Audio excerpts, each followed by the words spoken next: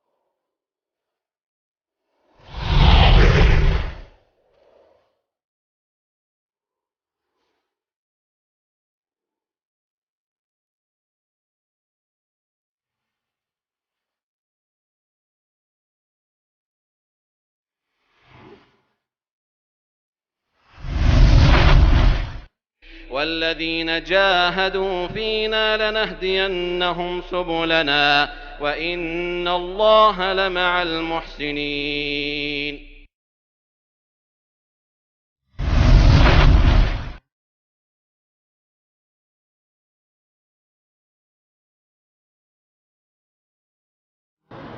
السلام عليكم ورحمة الله وبركاته۔ إن الحمد لله نحمده ونستعينه ونستغفره ونعوذ بالله من شرور أنفسنا ومن سيئات أعمالنا، من يهده الله فلا مضل له ومن يضلل فلا هادي له، وأشهد أن لا إله إلا الله وحده لا شريك له، وأشهد أن محمدا عبده ورسوله۔ يا أيها الذين آمنوا اتقوا الله حق تقاته ولا تموتن إلا وأنتم مسلمون۔ يا أيها الناس اتقوا ربكم الذي خلقكم من نفس واحدة وخلق منها زوجها وبث منهما رجالا كثيرا ونساء، واتقوا الله الذي تساءلون به والأرحام إن الله كان عليكم رقيبا۔ يا أيها الذين آمنوا اتقوا الله وقولوا قولا سديدا يصلح لكم أعمالكم ويغفر لكم ذنوبكم، ومن يطع الله ورسوله فقد فاز فوزا عظيما۔ أما بعد، فإن خير الحديث كتاب الله، وخير الهدي هدي محمد صلى الله عليه وسلم، وشر الأمور محدثاتها، وكل محدثة بدعة، وكل بدعة ضلالة، وكل ضلالة في النار۔ دروس سیرت کا یہ مبارک سلسلہ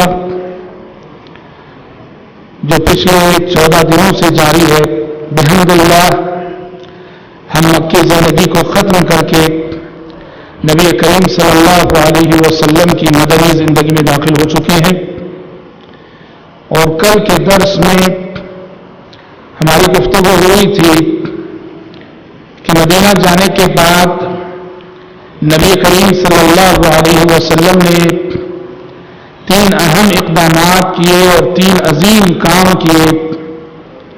ان 3 کاموں پر تفصیل سے روشنی ڈالی گئی تھی۔ بعد کے حالات کچھ ایسے تھے کہ مدینہ جانے کے بعد جو مہاجر صحابہ تھے جو مکہ سے ہجرت کر کے مدینہ گئے تھے، ان پر ایک آزمائش آ گئی، ایک امتحان آ گیا، اور آزمائش یہ آئی کہ مہاجرین جو مکہ سے مدینہ گئے تھے، مدینے کا موسم وہ راس نہ آیا، مدینے کی آب و ہوا وہ راس نہ آئی، اور سارے مہاجرین بیمار ہو گئے، سارے مہاجرین میں ایک وبا پھیل گئی۔ ابو بکر صدیق رضی اللہ عنہ بیمار، بلال حبشی رضی اللہ عنہ بیمار، یہاں تک کہ صحابہ کرام رضوان اللہ علیہم اجمعین کو مکہ یاد آنے لگا، مکے کی یاد ستانے لگی۔ آپ دیکھیے سبحان اللہ، ایمان کی آزمائش، ایمان کا امتحان سب سے بڑا امتحان ہوتا ہے، ایمان کی آزمائش سب سے بڑی آزمائش ہوتی ہے۔ یہ لوگ اللہ کی خاطر اللہ کے راستے میں اللہ کی رضا کے لیے قربانی دے کر ہجرت کیے ہیں۔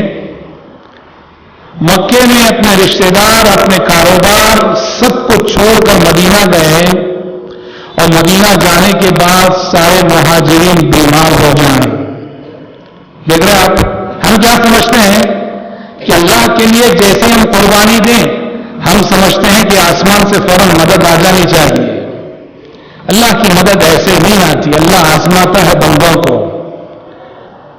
یہ لوگ اللہ کے راستے میں قربانی دے کر گئے اور مدینہ جا کر سارے مہاجر بیمار ہو گئے۔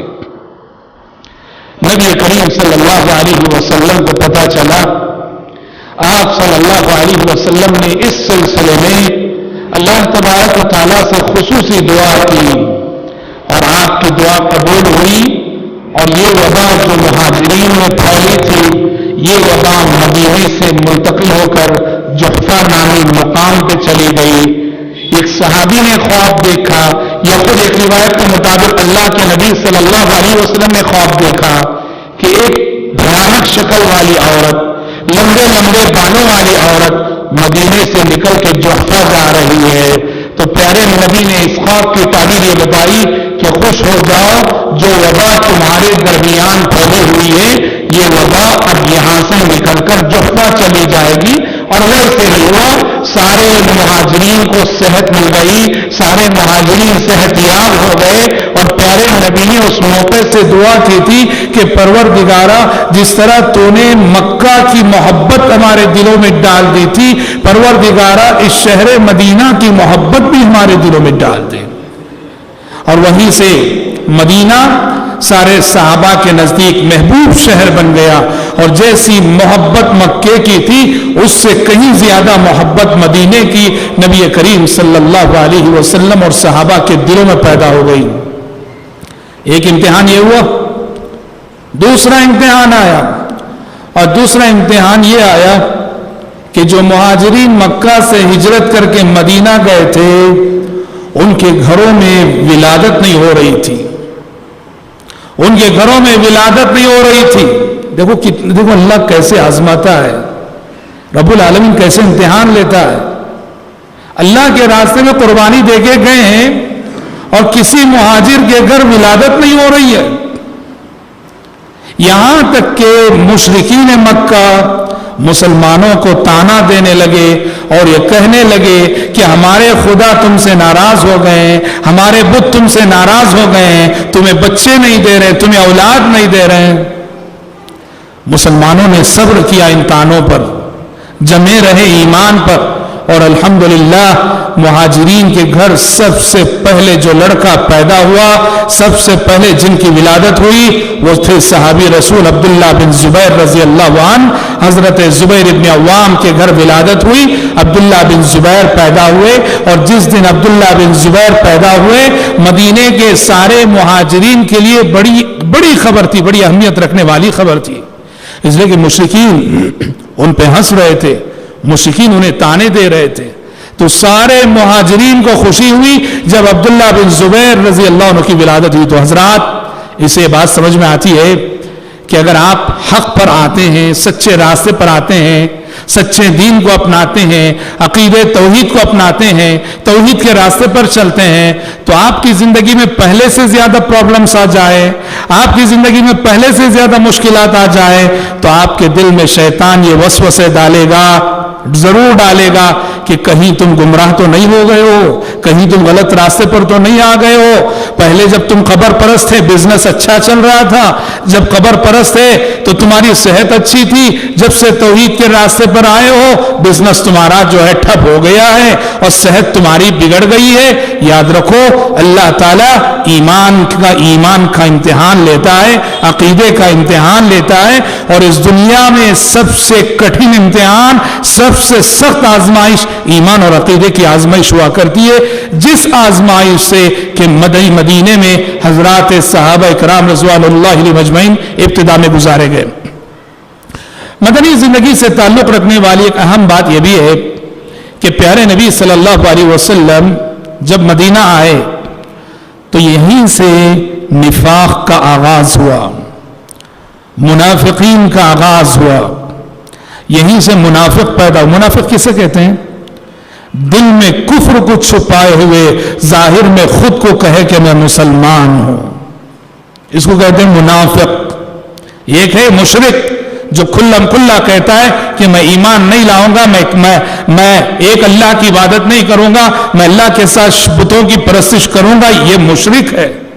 ایک ہے منافق جو دل میں کفر کو چھپائے رکھتا ہے اور زبان سے کہتا ہے کہ میں تمہارے ساتھ ہوں، مسلمانوں کے ساتھ رہتا ہے، مسلمانوں کے ساتھ اٹھتا بیٹھتا ہے۔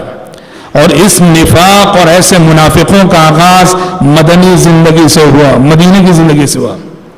سمجھئے کہ مکے میں منافق کیوں نہیں تھے؟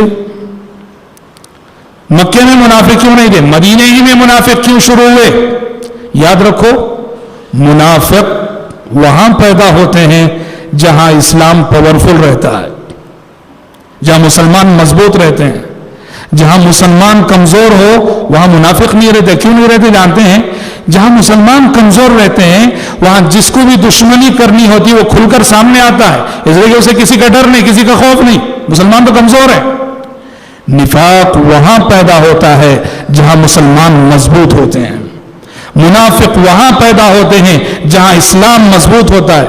اس لیے کہ وہ کھلم کھلا اپنے دل کے کفر کا اظہار کرتے ہوئے ڈرتے ہیں کہ اگر ہم ظاہر کر دیں کہ ہم کافر ہیں تو یہ مسلمان ہمیں ماریں گے، پکڑیں گے، گرفت کریں گے۔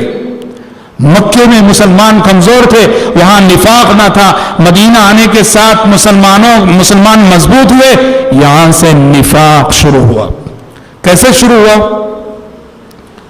دیکھیے، مدینے کا سب سے پہلا منافق عبداللہ بن ابی بن سلول، عبداللہ بن ابی بن سلول جو آگے چل کر رئیس المنافقین کہلایا، منافقوں کا سردار کہلایا۔ یہ منافق کیوں بنا اور کیسے بنا؟ نبی کریم صلی اللہ علیہ وسلم کی بعثت سے پہلے، آپ کی ہجرت سے پہلے، مدینے والے، میں بتا چکا مدینے میں دو قبیلے تھے، اوس اور خزرج، ان دونوں میں کافی لڑائیاں ہوتی تھی۔ کافی لڑنے کے بعد، کافی جانی نقصان ہونے کے بعد اوس اور خزرج کے کافروں نے مل کے یہ طے کیا تھا کب تک لڑتے رہیں گے، چلو ایسا کرو ہم اپنے میں سے ایک سردار کو منتخب کرتے ہیں اور اس کی ماتحتی میں ہم سب ایک ہو جاتے ہیں۔ اور ان سبوں نے مل کر عبداللہ بن ابی کا سلیکشن کیا تھا کہ عبداللہ بن ابی کو ہم لیڈر مان کر اپنے سارے اختلافات ختم کرتے ہیں، اپنی ساری لڑائیاں ختم کرتے ہیں۔ چنانچہ عبداللہ بن ابی کے لیے وہ ایک تاج اس کے سر پہ رکھنے کے لیے یہ تاج بنا رہے تھے۔ ہوا یہ کہ انہی دنوں مدینے والوں کی ملاقات مکے میں نبی کریم صلی اللہ علیہ وسلم سے ہو گئی۔ نتیجے میں مدینے والوں کو عبداللہ بن ابی سے بہتر لیڈر مل گئے، عبداللہ بن ابی سے بہتر رہنما مل گئے، عبداللہ بن ابی سے بہتر سردار مل گئے۔ اور مدینے والے جو اپنے اختلافات کو بھلانے کے لیے، ختم کرنے کے لیے عبداللہ بن ابی کو لیڈر بنانا چاہ رہے تھے، انہوں نے دیکھا کہ اللہ کے نبی اور اللہ کے پیغمبر کی شکل میں اللہ تعالیٰ نے انہیں ایک عظیم انعام دے دیا ہے۔ چنانچہ مدینے میں جو مقام عبداللہ بن ابی کو ملنا تھا وہ مقام نبی کریم صلی اللہ علیہ وسلم کو چونکہ مل گیا۔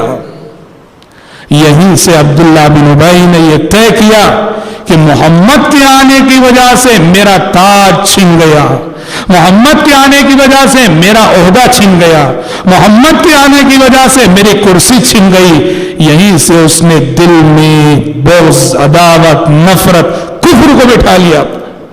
کھلم کھلا نہیں کہہ سکتا تھا، ظاہر میں مسلمانوں کے ساتھ رہتا تھا، مگر بہت نقصان پہنچا۔ جیسا کہ انشاءاللہ ہمارا پورا ایک محاضرہ منافقین پر ہوگا انشاءاللہ تعالی کہ مدنی زندگی میں منافقوں کا کیا رول رہا اور انہوں نے اسلام اور مسلمانوں کو کیسے کیسے نقصان پہنچایا، پورا ایک محاضرہ اس پر ہم دیں گے، اس میں ہم گفتگو کریں گے۔ کہنا یہ کہ مکی زندگی کے مقابلے میں مدنی زندگی میں یہ نمایاں تبدیلی آئی کہ مکے میں پیارے نبی کا اپوزیشن صرف کفار اور مشرکین تھے، اور مدینے میں ایک طرف یہودی، ایک طرف منافقین اور ایک طرف مشرکین.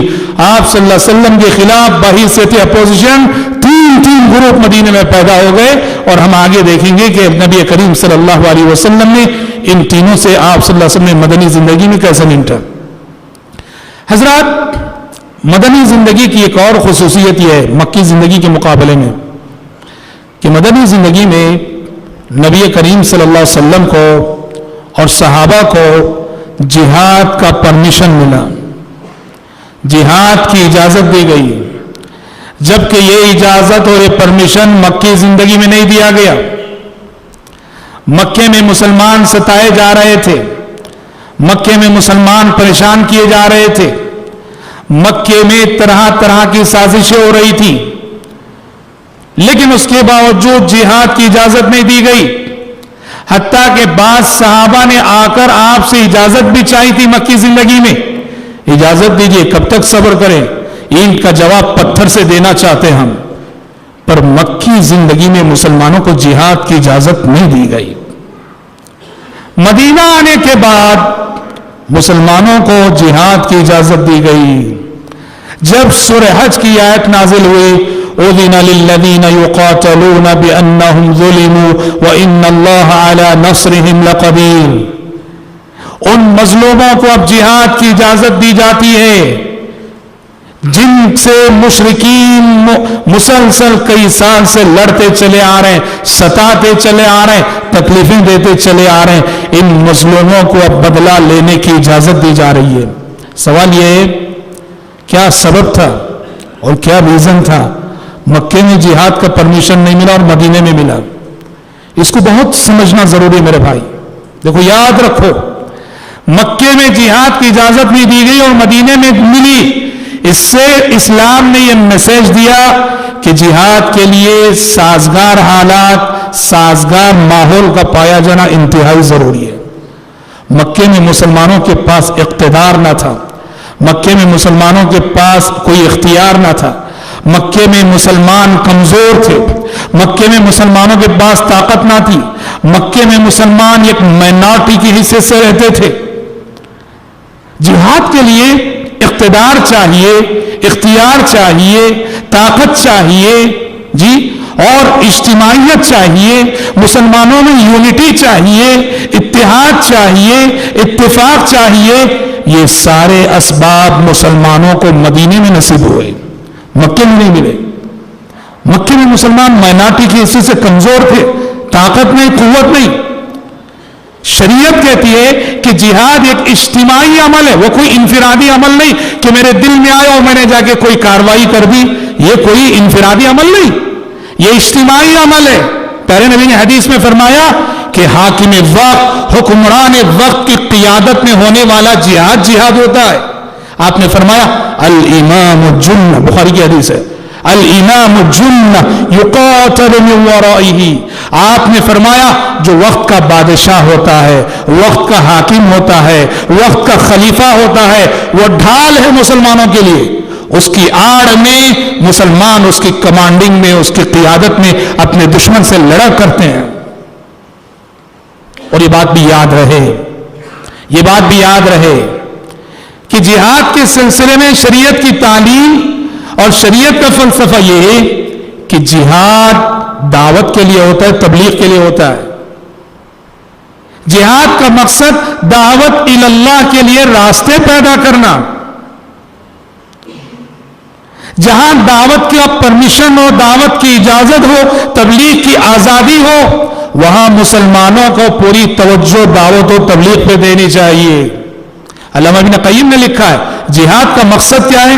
دعوت و تبلیغ کے راستے میں, اسلام کی نشر و اشاعت کے راستے میں جو رکاوٹیں آتی ہیں ان رکاوٹوں کو ہٹانا تاکہ اسلام کا قافلہ بڑھتا ہوا جائے. یہ جہاد کا سب سے بڑا مقصد ہے.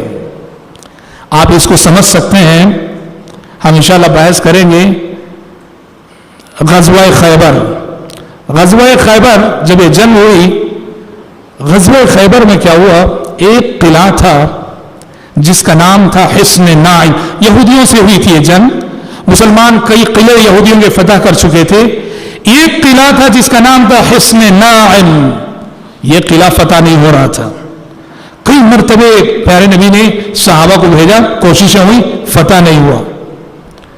پیارے نبی صلی اللہ علیہ وسلم، بہت مشہور حدیث ہے، آپ نے ایک رات فرمایا، ایک شام فرمایا، غدا لأعطی الرأیۃ رجلا یحب اللہ ورسولہ ویحبہ اللہ ورسولہ.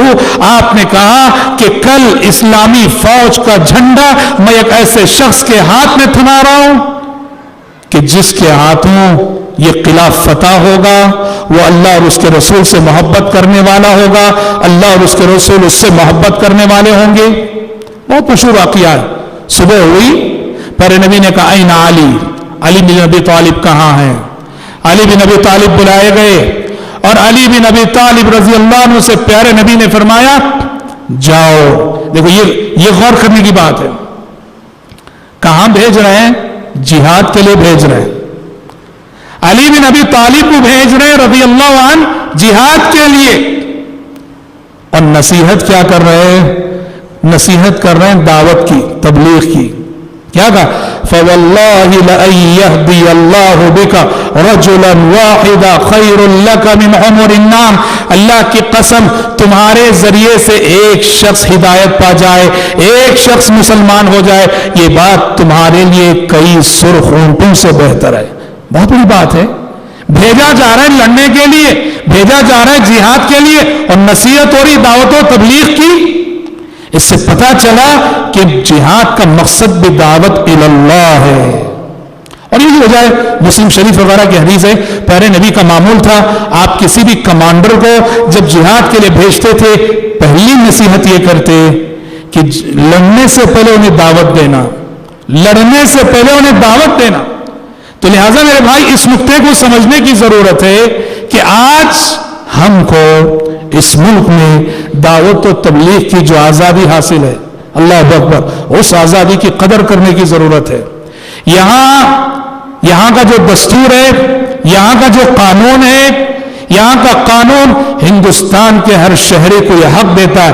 بحیثیت مسلمان ہمیں یہ حق ہے، ہم پوری آزادی سے اپنے دین پر عمل کر سکتے ہیں اور پوری آزادی سے اپنے دین کی تبلیغ بھی کر سکتے ہیں. یہ اور بات ہے کہ اس وقت یہاں کی فرقہ پرست پارٹیاں، فرقہ پرستی کی ذہنیت رکھنے والی سیاسی جماعتیں اس مذہبی آزادی کو، اس تبلیغی آزادی کو ختم کرنے کی پوری کوشش میں ہیں. ہم مسلمانوں کو سنجیدہ ہو کر اس فکر کا مقابلہ کرنا چاہیے. اور دوسری بات یاد رہے کہ جہاد کے سلسلے میں شریعت کی تعلیم یہ ہے کہ جہاد، شریعت یہ کہتی ہے کہ سارے غیر مسلمین سے نہیں، سارے کفار سے نہیں. شریعت نے کہا وہ غیر مسلم جو تمہیں ستاتے ہیں، تم سے دشمنی کرتے ہیں، کلن کلا تم سے چیلنج کرتے ہیں، ان سے جہاد ہوتا ہے. ورنہ وہ غیر مسلم، انصاف پسند، تم سے حسن سلوک کرنے والے، تمہیں تمہارے حقوق دینے والے، شریعت کہتی ہے ان کے ساتھ حسن سلوک کرو. اللہ نے کہا لا ينهاكم الله عن الذين لم يقاتلوكم في الدين ولم يخرجوكم من دياركم ان تبروهم وتقسطوا اليهم ان الله يحب المقسطين. کہ اللہ تعالی ان کافروں کے ساتھ حسن سلوک کرنے سے تمہیں روکتا نہیں، ان کافروں کے ساتھ انصاف کرنے سے تمہیں روکتا نہیں جو کافر کے تم سے لڑتے نہیں، تمہیں تمہارے ملک سے، تمہارے وطن سے نکالتے نہیں، ان کافروں کے ساتھ حسن سلوک کرنے سے اللہ ہرگز تمہیں روکتا نہیں، منع نہیں کرتا. ان کے ساتھ حسن سلوک کرو. ان اللہ یحب المقسطین، اللہ تعالیٰ انصاف کرنے والوں کو پسند کرتا ہے. یہ کچھ باتیں میں نے بطور تمہید جو ہے جہاد کے حوالے سے کہنی چاہیے، اس لیے کہ نبی کریم صلی اللہ علیہ وسلم کی جو مدنی زندگی ہے، مدنی زندگی کا بڑا حصہ جنگوں میں گزرا. اور آپ صلی اللہ علیہ وسلم کی جنگوں کو لے کر دنیا نعوذ باللہ ثم نعوذ باللہ یہ الزام دیتی ہے کہ محمد صلی اللہ علیہ وسلم نے ٹیررزم سکھایا ہے اور آپ صلی اللہ علیہ وسلم نعوذ باللہ آپ نے دہشت گردی کی تعلیمات دی. بتاؤ دنیا کی کون سی ایسی قوم ہے جس کی تاریخ جنگوں سے وابستہ نہیں؟ جی دنیا کی ہر زندہ قوم کی تاریخ میں جنگوں کا سلسلہ موجود ہے. اور یہ رامائن کیا ہے، یہ مہا بھارت کیا ہے، یہ جس پر اس ملک کے کلچر کی بنیاد ہے، جنگیں ہی تو ہیں.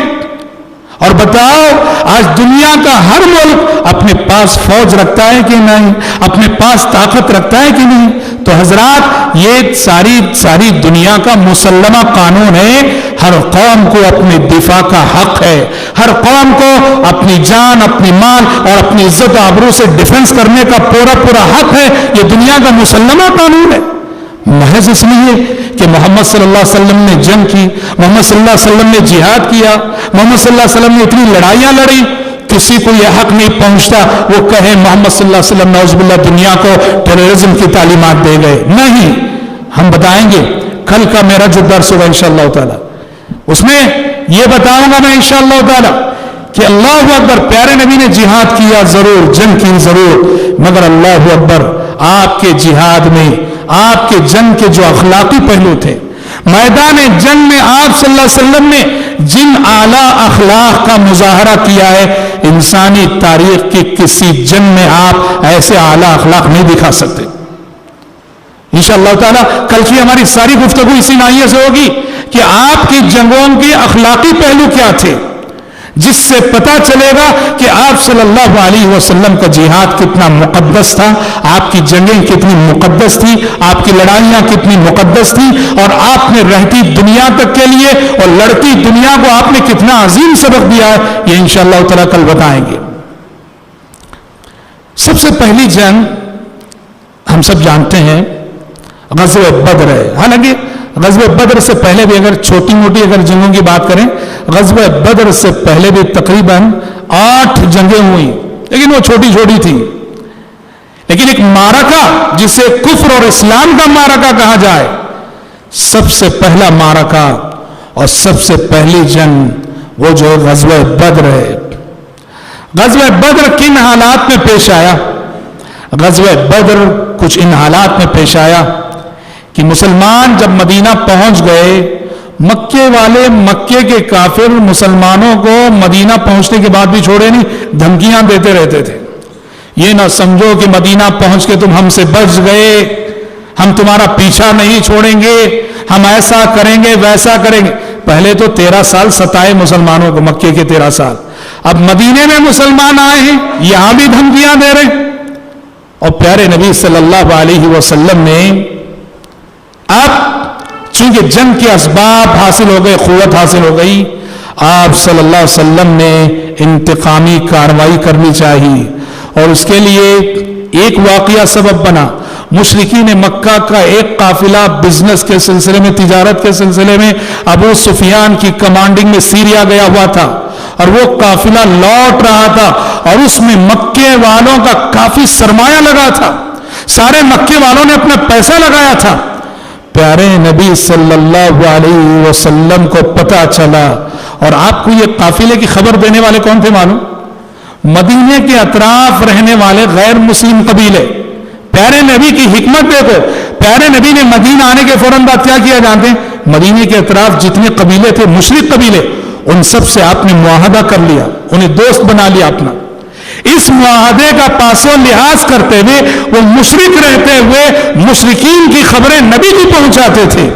آپ سسن کو اطلاع آئی کہ ابو سفیان کا قافلہ خوب لدا ہوا سامان سے آ رہا ہے۔ پیارے نبی نے مدینے میں فوراً صحابہ سے کہا فوراً نکلو، جس کے پاس سواری ہے وہ لے اور فوراً نکلے۔ نہ لڑائی کا کوئی یہ تھا، بس قافلے کو پکڑنا ہے، قافلے کا پیچھا کرنا ہے۔ دوسرے الفاظ میں اگر کہیں تو اقتصادی طور پر مشرکین مکہ کو کمزور کرنا، مکے کی اقتصادیات پہ ضرب لگانا مقصد تھا۔ لڑائی کا کوئی پلان نہ تھا، جنگ کا کوئی پلان نہیں تھا۔ اس لیے کہا جس کے پاس جو سواری تیار ہے لے کے نکلو، اور آپ کے ساتھ تقریباً 313 یا ایک روایت کے مطابق 317 یا ایک روایت کے مطابق 319 صحابہ نکلے۔ اور چونکہ قافلے کا پیچھا کرنا مقصد تھا، صحابہ پوری تیاری سے بھی نہیں تھے، اکثر کے پاس سواریاں نہیں، اکثر کے پاس ہتھیار نہیں، بہت کم صحابہ تھے جن کے پاس ہتھیار تھے۔ بہت ہی قسم پرسی کے عالم میں یہ 313 یا 319 کی تعداد نکلی تھی۔ ادھر ابو سفیان کو خبر ہو گئی کہ مسلمان پیچھا کر رہے ہیں۔ ابو سفیان نے فوراً مکے ایک جاسوس بھیجا، مکے والوں کو خبر دیتے ہوئے کہ ہمارا قافلہ اور قافلے میں موجود اسباب خطرے میں ہیں، فوراً جو ہے ہمیں مدد کی ضرورت ہے۔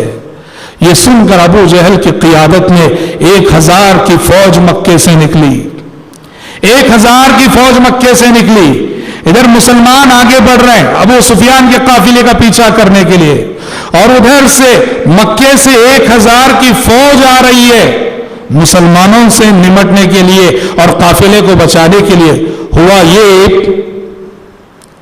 کہ ابو سفیان بڑی ذہانت اور بڑی چالاکی سے نئے راستوں سے اپنے قافلے کو بچا کر نکالنے میں کامیاب ہو گئے.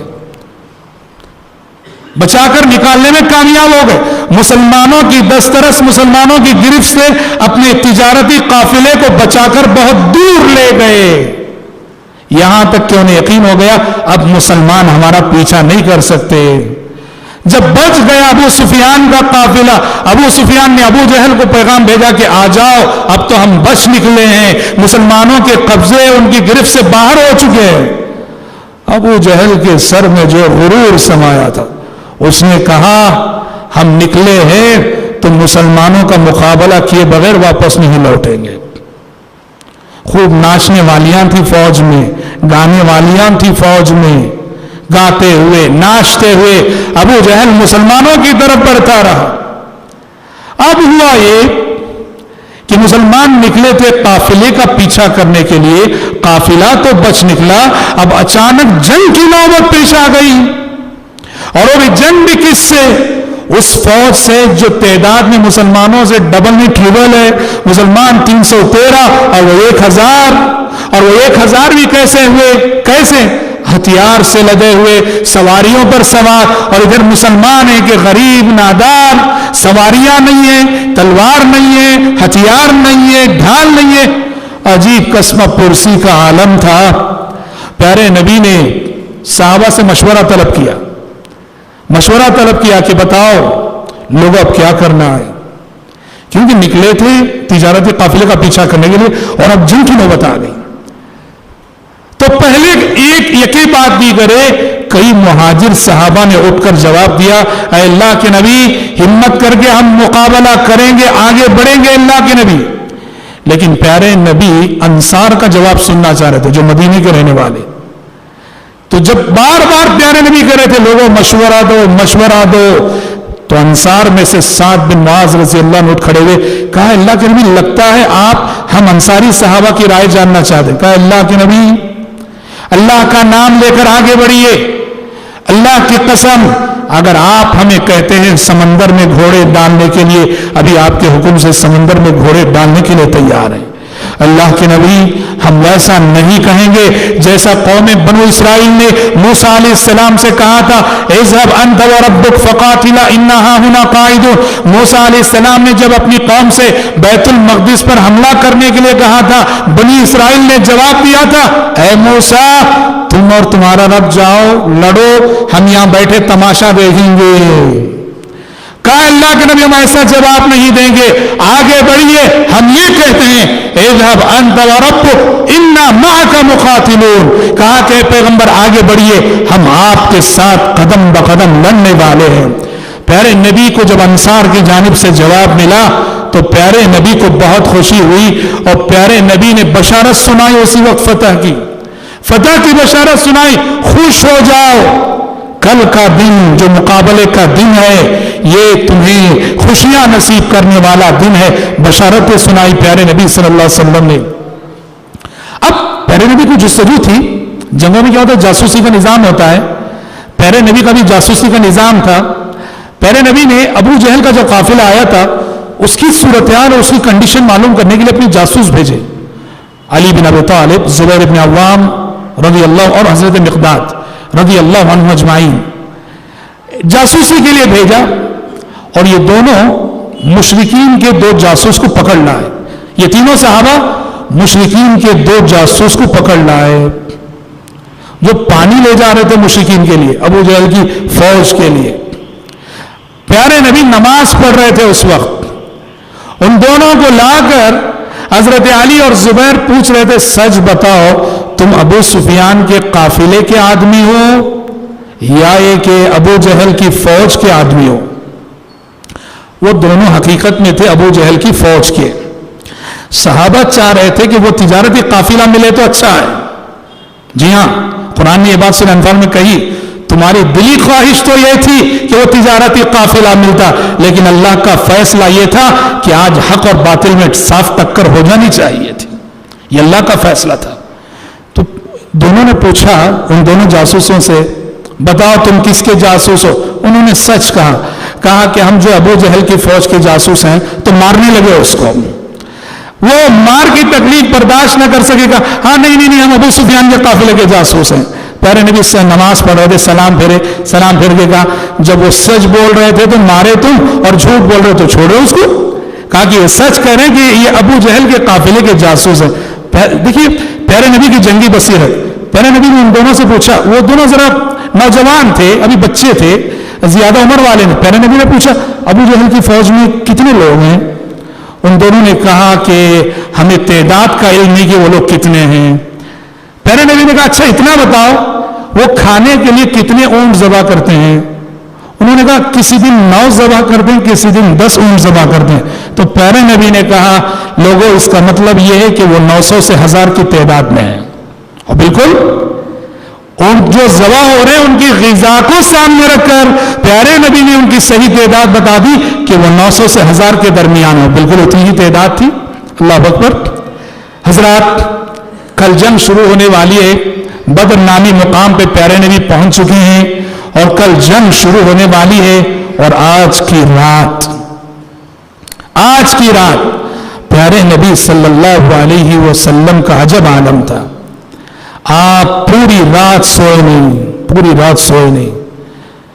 آپ کے لیے ایک عریش بنا دیا گیا تھا، ایک تخت کی طرح بنا دیا گیا تھا ایک درخت کے پاس. پیارے نبی اس عریش میں صلوات اللہ وسلام علیہ دعاؤں میں مصروف ہیں، گر و زاری میں مصروف ہیں.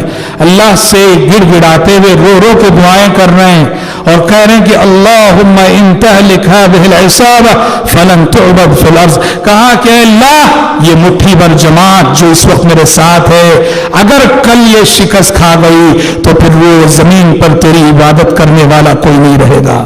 تیری مدد چاہیے پروردگار. اتنا آپ رو رہے تھے، اتنا گڑ گڑا رہے تھے. آپ کی گریوزاری کو دیکھ کر ابو بکر صدیق رضی اللہ عنہ کو رحم آ گیا. وہ پیچھے سے گئے اور پیارے نبی سے چمٹ گئے اور کہا کہ اللہ کے نبی اس قدر غمزدہ ہو، پریشان ہونے کی کیا ضرورت ہے؟ اے اللہ کے نبی اطمینان رکھیے، اللہ آپ کو بے یار و مددگار نہیں چھوڑے گا. ابو بکر نے دیکھیے دو واقعے میں مقابلہ کیجئے. ایک موقع وہ تھا غار ثور کا جہاں اللہ کے نبی اور ابو بکر دونوں ہیں اور وہاں پریشان کون ہیں؟ وہاں پریشان ابو بکر ہیں. ابو بکر پریشان. اللہ کے نبی کافر آ گئے ہیں کیونکہ کافر وہاں تک پہنچ گیا تھا. کافر آ گئے ہیں، وہ ہمیں دیکھ لیں گے، وہ ہمیں پکڑ لیں گے. اور وہاں ابو بکر کو پیارے نبی تسلی دے رہے ہیں لا تحزن ان اللہ معنا. ابو بکر غم نہ کرنا، اللہ ہمارے ساتھ ہے. اور یہاں بھی ابو بکر اور پیارے نبی ہیں، پریشان پیارے نبی ہیں اور ابو بکر تسلی دے رہے ہیں، کہہ رہے اللہ کے نبی پریشان نہ ہو، اللہ تعالیٰ آپ کو بے یار و مددگار نہیں چھوڑے. دونوں جگہ ایک فرق ہے. کیا فرق؟ صفیں درست کیے جا رہے تھے، مجاہدین کو برابر کھڑائے جا رہے تھے. ایک صحابی سواد بن غزیہ رضی اللہ عنہ ذرا وہ سب سے آگے نکلے ہوئے تھے. پیارے نبی نے اپنے ہاتھ میں جو چھڑی تھی اس چھڑی سے ان کے پیٹ میں چبو کے کہا ذرا پیچھے چلو. سواد بن غزیہ نے کہا اے اللہ کے نبی آپ نے مجھے تکلیف دی، لکڑی چبو کر. پیارے نبی نے کہا بدلہ لے لو. سواد بن غزیہ نے کہا اے اللہ کے نبی جس وقت آپ نے لکڑی چبائی میرے بدن پہ اس وقت کپڑا نہیں تھا. پیارے نبی نے اپنا کپڑا ہٹا دیا، کہا کہ بدلہ لے لو. سواد بن غزیہ رضی اللہ عنہ آگے بڑھے، فوراً چمٹ گئے اور لپٹ گئے پیارے نبی سے.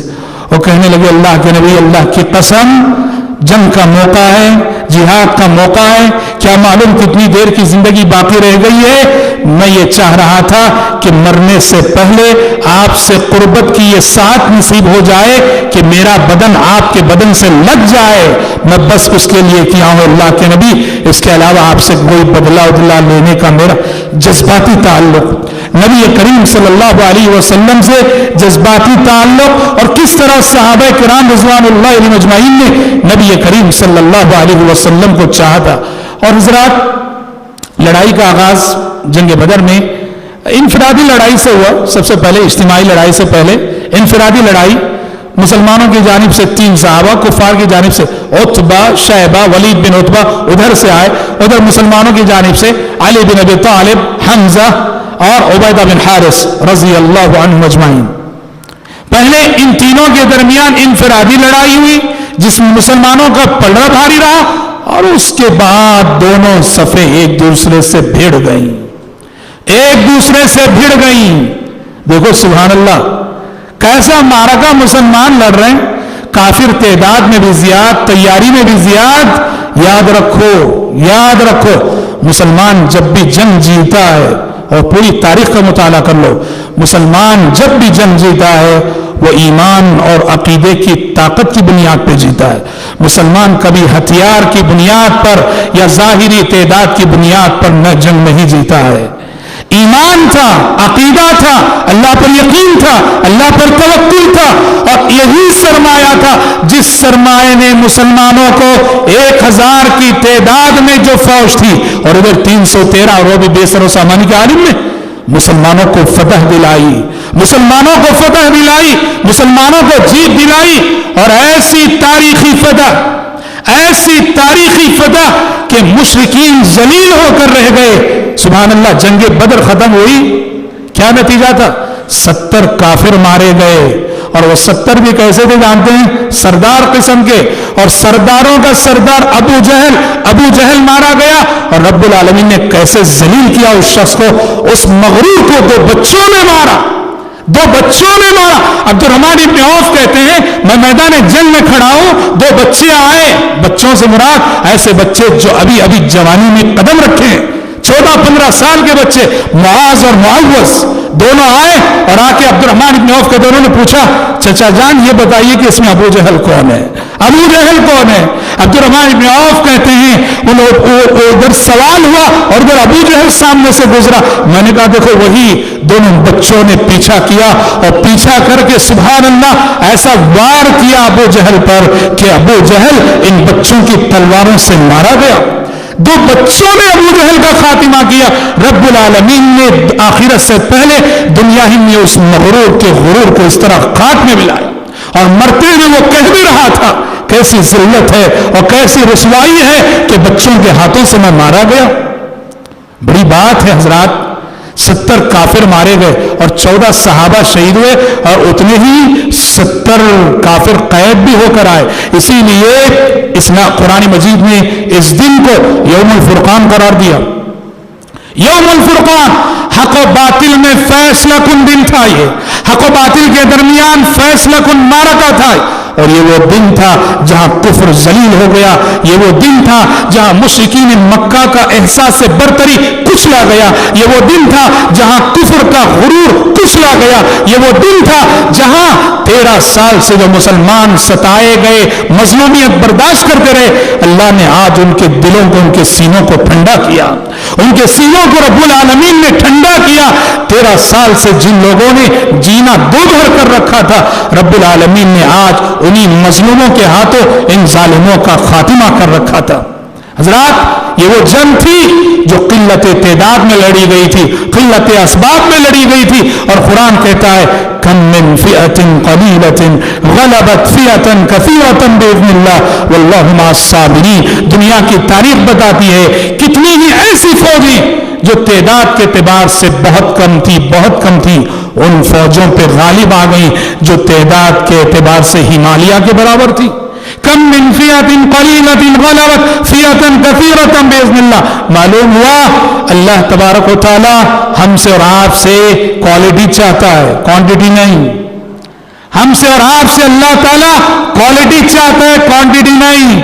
ہاں اپنی تعداد کو بڑھا لو کنکروں کی مانند، کوئی فائدہ نہیں ایسی تعداد کا. تھوڑی تعداد رہے، تھوڑے رہیں، مضبوط ایمان والے رہیں، مضبوط عقیدے والے رہیں، اللہ پر یقین رکھنے والے رہیں، توکل والے رہیں. ہمیشہ اللہ کا قانون ہے یہ جہاں کوانٹٹی کے مقابلے میں کوالٹی آتی ہے، اللہ تعالیٰ کوانٹٹی پر کوالٹی کو غلبہ عطا کرتا ہے. اور بدر میں یہی ہوا تھا، بدر میں یہی ہوا تھا.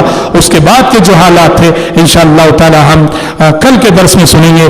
کل ہم سنیں گے کہ بدر میں مسلمان جو جیتے تھے اللہ کی مدد کیسے کیسے آئی تھی، اللہ کی نصرت کیسے آئی. اللہ کی مدد کئی طریقوں سے شامل حال تھی بدر میں. وہ کیا کیا طریقے تھے کل سنیں گے. اور اس کے بعد غزوہ بدر کے حوالے سے کچھ اور باتوں کے بعد انشاءاللہ تعالی نبی کریم صلی اللہ علیہ وسلم کے جنگوں کے اخلاقی پہلو پر بھی کل کے درس میں روشنی ڈالی جائے گی.